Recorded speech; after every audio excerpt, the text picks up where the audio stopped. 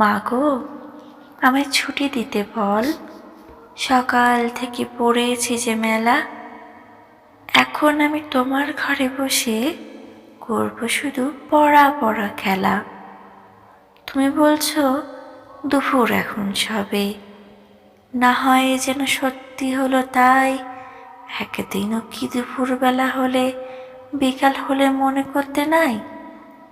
আমি তো বেশ ভাবতে পারি মনে, সূর্য ডুবে গেছে মাঠের শেষে, ভাগতে বুড়ি চুপড়ি ভরে নিয়ে শাক তুলেছে পুকুর ধারে এসে। আদার হলো মাদার গাছের তলা, কালি হয়ে এলো দিঘির জল। হাটের থেকে সবাই এলো ফিরে, মাঠের থেকে এলো চাষির দল।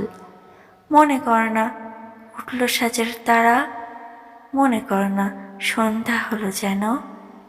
রাতের বেলা দুপুর যদি হয়, দুপুরবেলা রাত হবে না কেন?